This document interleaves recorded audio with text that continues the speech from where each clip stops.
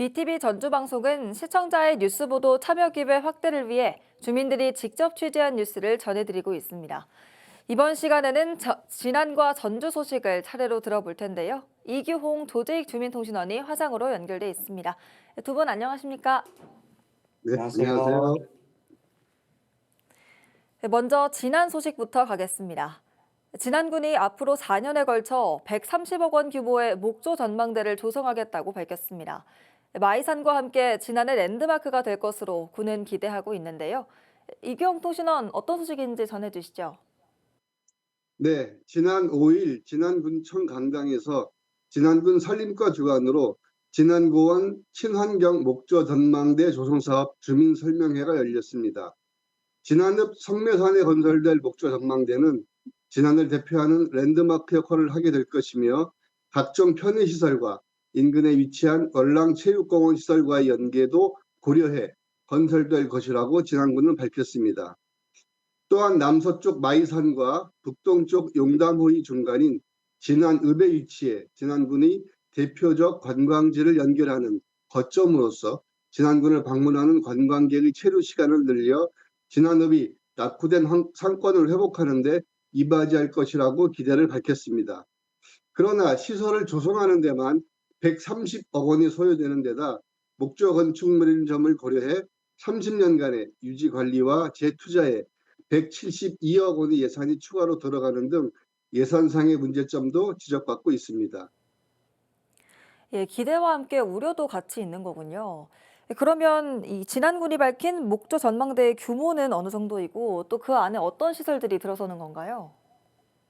오는 2029년까지 4년간의 공사 기간을 거쳐 높이 50m 내외의 3층 규모로 건설될 목조 전망대는 전망 데크, 카페, 갤러리, 다목적 공간이 들어설 것이라고 합니다. 진안군은 운영 원년인 2029년 약 6만 6천 명의 방문객을 시작으로 2057년엔 약 24만 941명의 방문객이 목조 전망대를 찾을 것으로 추정하고 있습니다. 이를 근거로 경제성을 분석한 결과 비용 편익 비율을 1.95로 산정해 경제적 타당성 기준을 통과했다고 밝혔습니다. 100억 원 이상의 예산이 들어가는 이 대규모 사업인 만큼 주민들의 우려도 상당히 클 것 같은데요. 주민들의 반응은 어떻습니까? 설명회에 참석한 진안군 의회 이명진 의원은 홍삼 스파와 관광객 유치를 위해 지었던 운이람 반이람 구름다리의 예를 들어가며 목조 전망대 사업에 대한 우려를 표했습니다. 이명진 의원의 발언 들어보시겠습니다. 이런 사업들을 할 때는 사전에 충분히 아까도 말씀드렸듯이 우리 국민의 의견을 들어서 이거 과연 우리 진안의 미래를 책임질 수 있고 먹여 살 수 있는 그리고 지역 경제를 활성화할 수 있는 그런 사업이 아니냐, 그걸 먼저 진단을 했어야 된다. 이 의원은 그동안 진안군은 213억을 들여 홍삼 스파를 짓고 78억을 들여 리모델링했지만 이용률이 저조해 운영에 어려움을 겪고 있으며 운이람에도 46억을 들여 구름다리를 놓았지만 그 또한 이용률이 기대에 미치지 못하는 등 막대한 예산이 투입되는 큰 사업이 사전에 충분히 논의되지 않고 졸속으로 추진되고 있다는 점을 지적했습니다. 또한 진안군이 제시한 목조 전망대의 비용 편익 비율 1.95는 거짓이라며 그렇게 제시한 근거가 무엇이냐며 따져 물었습니다. 이번에는 설명회 현장에 있었던 한 주민의 발언입니다. 지금 보니까 이걸 주관하고 있는 것이 산림과학 같은데 오히려 산림과학보다는 관광과에서 주관해야 됩니다. 그래서 이 군에서 하시더라도 한쪽에 몰려서 할 게 아니라 전체적으로 계획을 세워서 하시고. 주민들이 질의에 따른 답변에서 전춘성 진안군수는 진안 고원을 조망할 수 있는 랜드마크 조성을 통한 관광 인프라 구축으로 지역 경제를 활성화할 것이라며 국민들의 지지를 호소했습니다. 그러나 모두 발언에서 전춘성 진안군수는 목조 전망대를 전혀 알지 못하다가 우연히 이 사업을 알게 되어 사업을 추진하게 되었다고 밝혔습니다.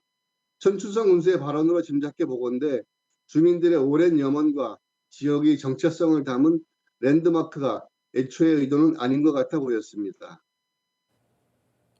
사업을 지지하는 군민과 반대 또는 염려하는 주민들 간의 논쟁이 현재 진행 중인 만큼 더욱 신중하게 군민들의 의견을 들어가면서 사업을 추진해야 할 것으로 보입니다. 진안군 소식 여기까지 듣고요. 이어서 전주 송천동으로 가보겠습니다. 조직통신원, 지난 주말 전주 송천동 새벽공원 야외 무대에서 특별한 행사가 펼쳐졌다고요? 네, 6월 7일 토요일 오후 1시부터 새벽공원 야외 무대에서 제12회 전국 청소년 통일 댄스 퍼포먼스 대회가 열렸습니다. 전국 청소년 통일 댄스 퍼포먼스 대회는 2014년부터 민주평화통일자문회의가 주최하고 민주평화통일자문회의 전주시 협의회가 주관해 매년 진행하고 있습니다. 청소년들이 선호하는 댄스를 통해서 자연스럽고 친숙하게 통일에 대한 관심을 유도하기 위한 취지라고 대회 개최 취지를 설명하고 있는데요. 전국의 9세에서 24세 이하의 청소년들이라면 누구나 대회에 참여할 수 있습니다. 민주평화통일자문회의는 대한민국 헌법 제92조에 따라 설립된 헌법기관이자 대통령 직속 자문기구로 통일정책 수립과 관련해 대통령에게 자문을 하는 역할을 하고 있습니다. 이 외에도 국민들의 평화 통일에 대한 관심을 유도하기 위해서 전국 각지에서 다양한 행사를 진행하고 있습니다. 남북 통일에 관한 관심이 좀 사라져가는 상황에서 긍정적인 인식을 확산하려는 노력으로 보이네요. 그럼 이번 대회는 어떻게 진행됐습니까? 네, 이번 대회는 1부 K-팝 커버 댄스 부문과 2부 통일 퍼포먼스 부문으로 나누어 진행이 됐는데요. 국민의례와 내빈 소개 이후 치열한 예선을 통해 전국에서 모인 21개의 참가팀이 각자 연습한 공연을 마음껏 뽐냈습니다. 공연 외에도 자신만의 사진을 남길 수 있는 인생 네컷 부스와 작지만 옷과 다양한 공예품을 판는 플리마켓 부스도 같이 운영했습니다. 햇빛이 뜨거운 다소 더운 날씨에도 불구하고 200명이 넘는 시민들이 모여 행사를 관람했는데요. 참가팀을 향한 응원과 함께 경품 추첨 이벤트에도 적극적으로 참여하는 등 행사를 같이 즐기는 모습이었습니다.